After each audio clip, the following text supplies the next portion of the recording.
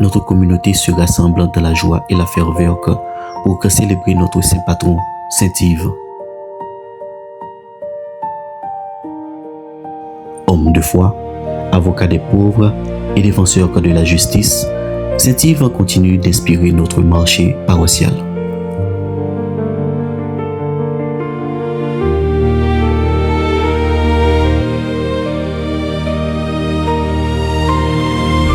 Aujourd'hui, alors que nous levons nos cœurs et nos prières vers le Seigneur, demandons-lui par l'intercession de Saint Yves de faire grandir en nous l'amour du prochain, la solidarité et l'esprit de communion.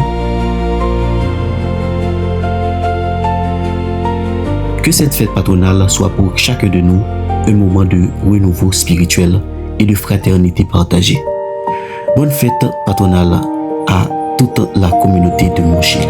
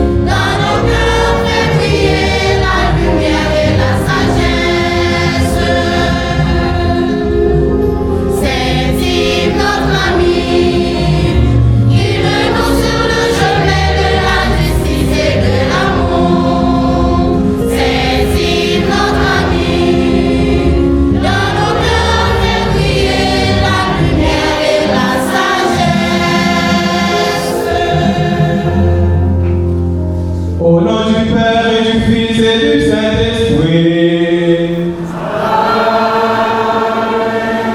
Le Seigneur soit avec vous. Et avec votre esprit.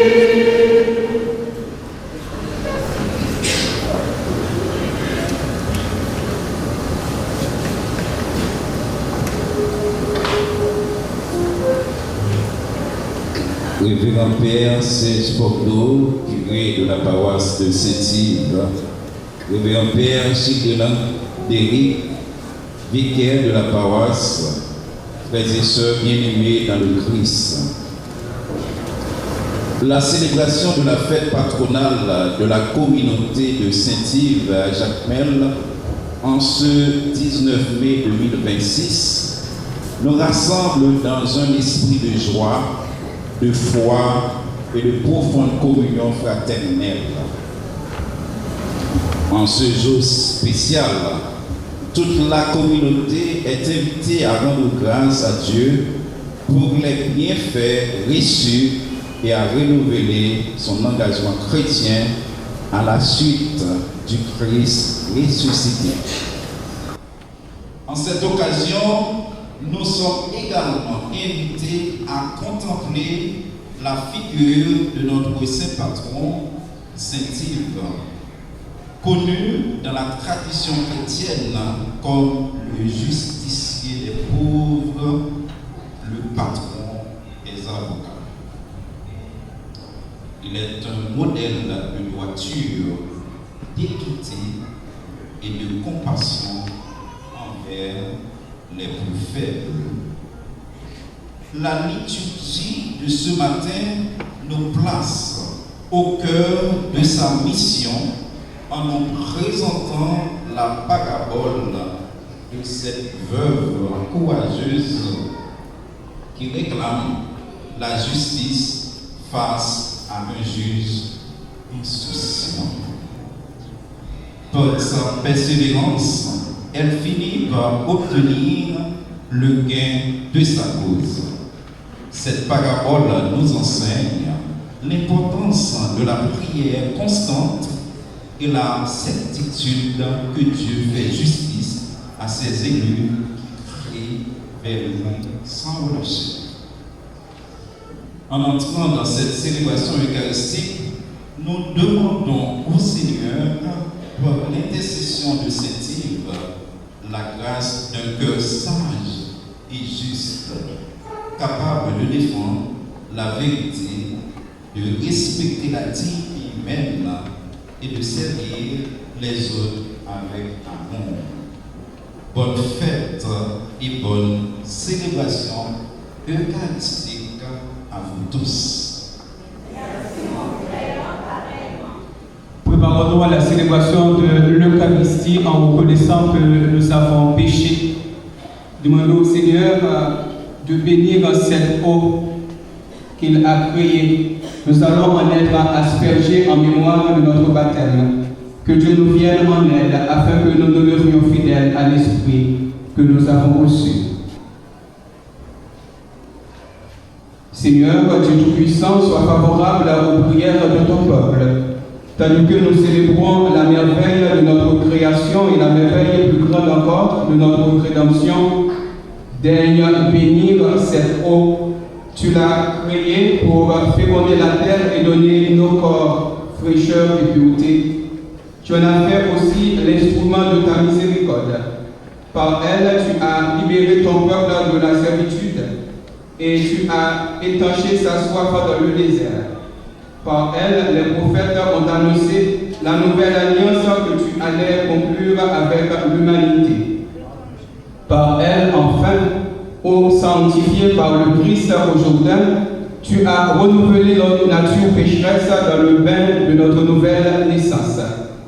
Que cette eau maintenant nous rappelle notre baptême et nous fasse participer à la joie de nos frères et sœurs les baptisés de Pâques. Par le Christ, notre Seigneur.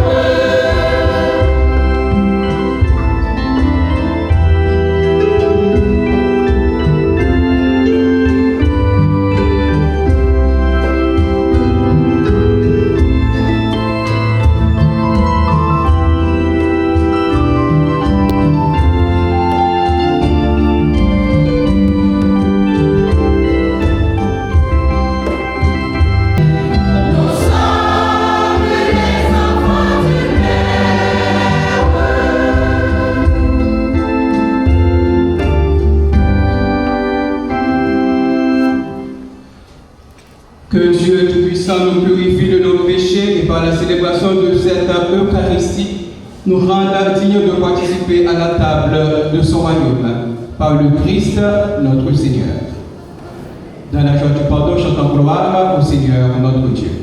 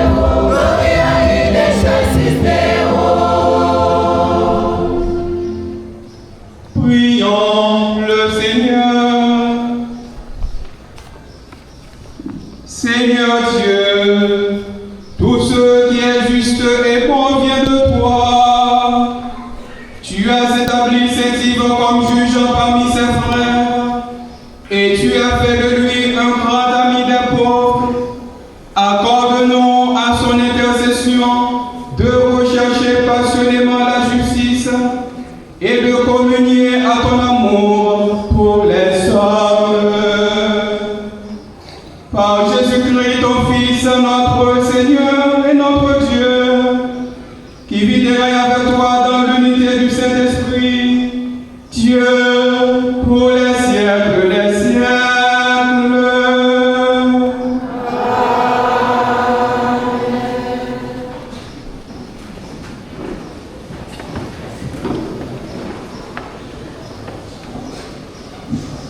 La sagesse auprès de Dieu est plus précieuse que les richesses de ce monde, car elle guide l'homme sur le chemin de la justice et de la vérité. Écoutons attentivement la parole de Dieu tirée du livre de Ben Sirac le sage, qui nous invite à choisir le vrai chemin de vie. Au chapitre 4, les 10 premiers versets. Écoutons. Mon fils, ne retire pas au pauvre ce qu'il lui faut pour vivre. Ne fais pas attendre le regard d'un indigent. Ne fais pas souffrir un affamé. N'exaspère pas un homme qui est dans la misère. N'ajoute pas au trouble d'un cœur irrité. Ne fais pas attendre ton aumône à celui qui en a besoin. Ne repousse pas celui qui supplie dans la détresse. Ne détourne pas du pauvre ton visage. Ne détourne pas du miséreux ton regard. Ne donne pas à un homme l'occasion de te maudire. Car s'il te maudit dans l'amertume de son âme, c'est lui qui l'a créé entendra sa prière. Rends-toi aimable à toute l'assemblée et baisse la tête devant celui qui commande. Penche l'oreille vers le pauvre et réponds avec douceur à son salut de paix. Délivre l'opprimé du pouvoir de l'oppresseur et ne sois pas timide quand tu rends la justice. Sois comme un père pour les orphelins et pour leur mère, sois comme un mari. Alors tu seras comme un fils du Très-Haut. Il t'aimera plus que propre ta mère. Parole du Seigneur. Yeah.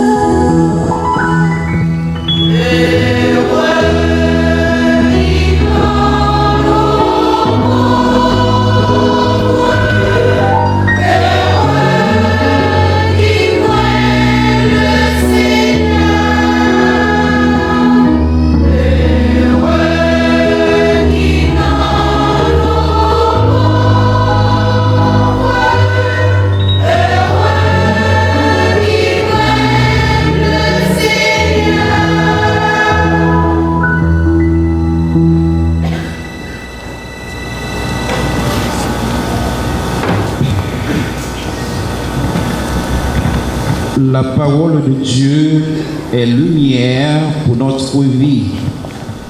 Elle nous aide à discerner le bien du mal et à marcher selon la volonté du Seigneur.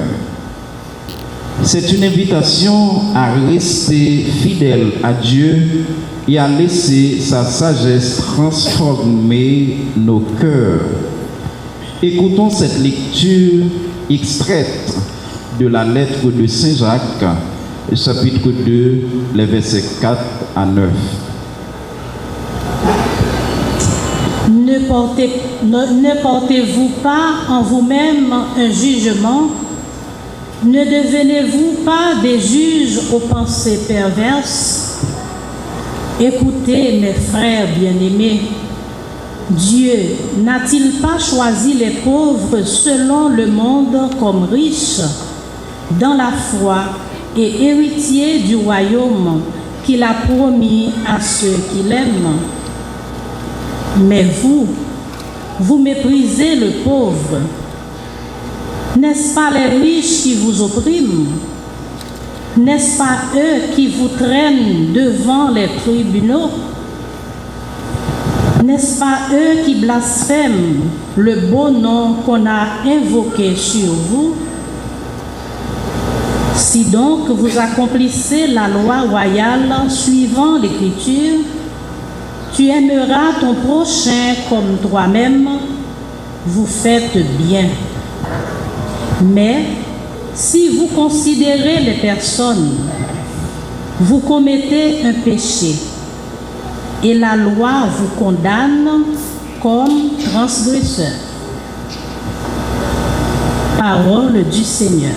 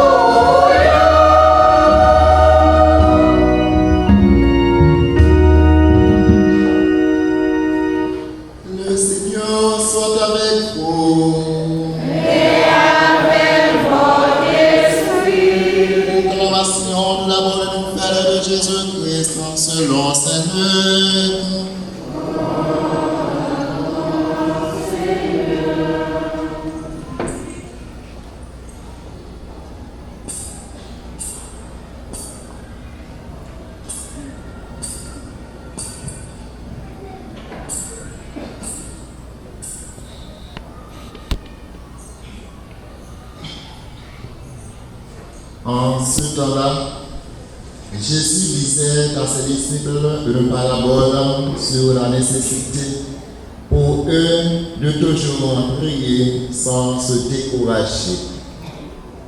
Il y avait dans une ville un juge qui ne craignait pas Dieu et ne respectait pas les hommes. Dans cette ville, il y avait une veuve qui venait lui demander « Rends-moi justice contre mon adversaire. » Longtemps, il refusa.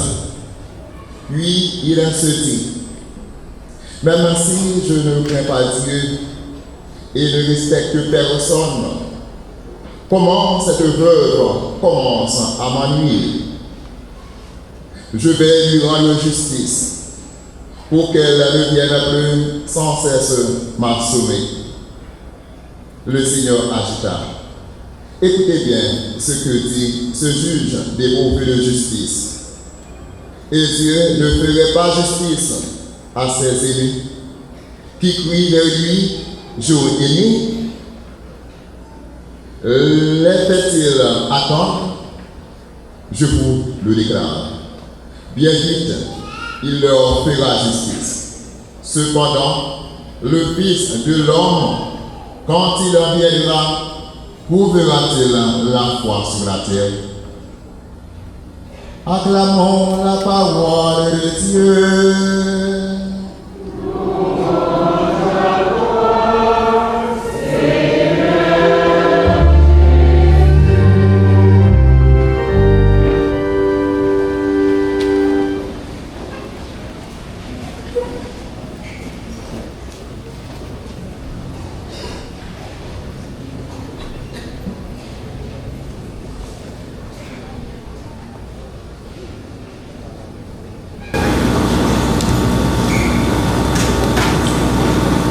Révérend Père Serge Pardo, curé de la paroisse de Saint-Yves, Révérend Père Delande Childéric, vicaire de la paroisse, très cher Père dans le sacerdoce ministériel, les membres des instituts de vie consacrée et de société de vie apostolique, Madame la mairesse et ses adjoints, Mesdames, Messieurs les autorités civiles, politiques et policières, distingués membres de la magistrature assise et debout, Monsieur le bâtonnier de l'ordre des avocats de Jacmel, très chers avocats du barreau de Jacmel, très chers paroissiens et paroissiennes, frères et sœurs dans le Christ. Grande est notre joie de nous retrouver en présence du Seigneur dans son Église pour le magnifier, lui rendre grâce et pour célébrer dans la foi la fête de Saint-Yves, modèle des prêtres, patron des hommes et des femmes de loi, donc de toutes les professions de justice et particulièrement des avocats.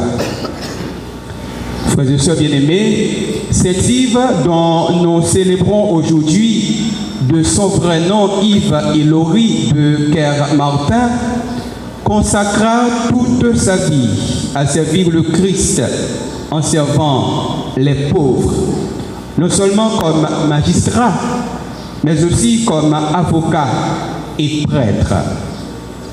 Saint-Yves s'est engagé à défendre les principes de justice et d'équité, attentif à garantir les droits fondamentaux de la personne, le respect de sa dignité première et transcendante et la sauvegarde que la loi doit lui assurer.